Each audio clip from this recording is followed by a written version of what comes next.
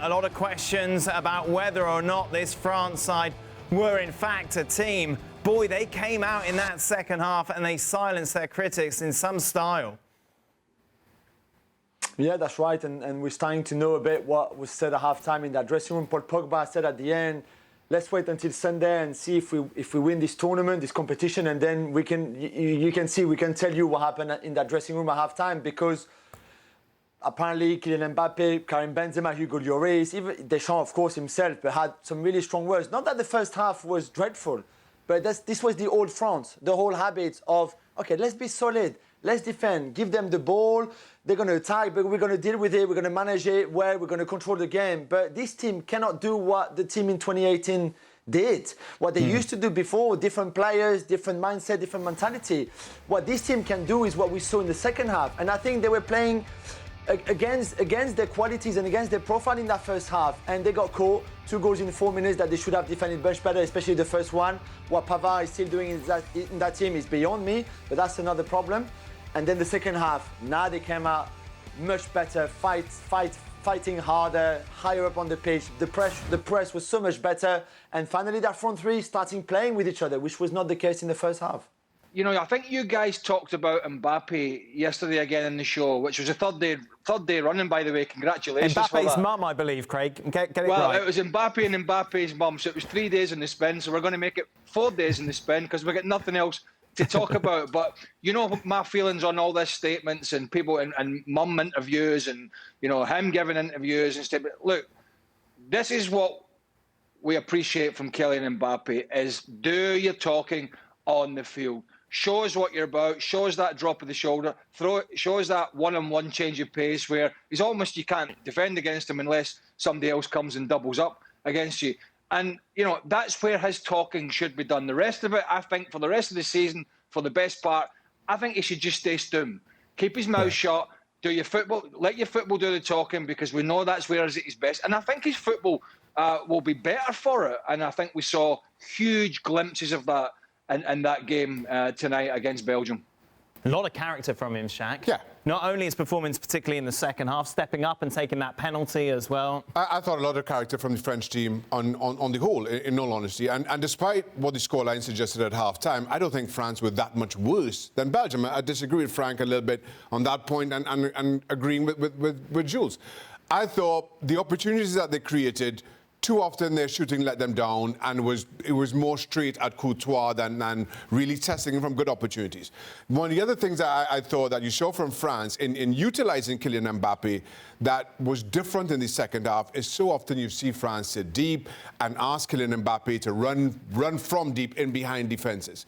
This time they press high up and challenge Kylian Mbappe to take on that defence one-on-one with a little shimmy, a little sidestep, and just get a yard past his man. That's where their goals came from. That's where the Benzema goal came from. That's where Mbappe's opportunity came from, and that's where the winning goal came from.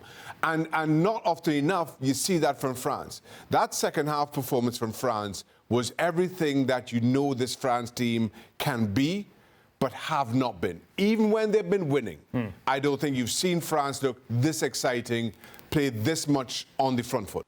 How can it be possible to say that France was okay the first half when we are talking about the world champion being moved so much by Belgium? And just so you know, for the penalty, I think it was normally Benzema in charge of it, and I think Benzema gave the ball to Mbappe, which is a very good sign of their understanding and friendship. But again, I didn't see the French side I wanted to see. And if we compare the second half, especially the last half an hour of the game, how can you say that France played well when you see what they're capable of for 30 minutes where we don't see Belgium anymore?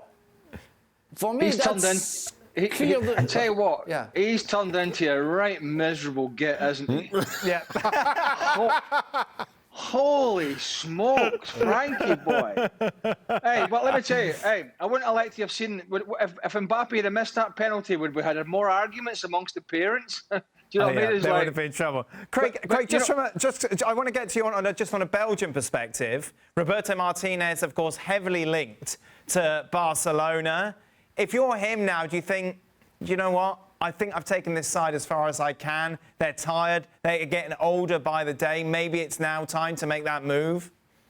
Yeah, what are we? Just over 12 months away from the Qatar World Cup. I mean, they're still in decent shape. I mean, we shouldn't write them completely off, but almost always the bridesmaid, never the bride, it seems, and just keep getting knocked out in these semi-finals. But yeah, they've got Doku to come in. They had Torgan Hazard wasn't available, one or two others. But it's still a decent squad. But I think we saw towards the end of the game that they were getting more and more tired than they are. No doubt about it. An aging squad. And, you know, Eden Hazard's looking fitter than he was. And he was involved in the first half and he picked up some nice spaces. But I don't see him going past anybody anymore. And he's looking better than he was. But that bar was very low for his standards. And I just don't see him beating players anymore. That being said, I think Roberto Martinez will probably see it out to Qatar 2022, primarily because things are a bit of a shambles at Barcelona, and I'm not sure it's the right time to step in there. But yeah, 2-0 up, got to see the game out, got to expect a reaction from France. And unfortunately, Belgium weren't up to that reaction. But let me just say one more thing about the front line. And, you know, I think one thing that's underappreciated is not, you know, the skills of Mbappe and the goals of Karim Benzema once more, but I think I should also touch on the work rate of Karim Benzema. Again, working back and working out to the fullbacks and shutting the ball down. That off-the-ball work sometimes goes unnoticed, and once again, I think he showed what a true professional that he is. They have been two thoroughly entertaining semi-finals, haven't they? The final then hopefully will live up to them. That is, of course, on Sunday. It will be Spain against France. What a cracking tie that should prove to be.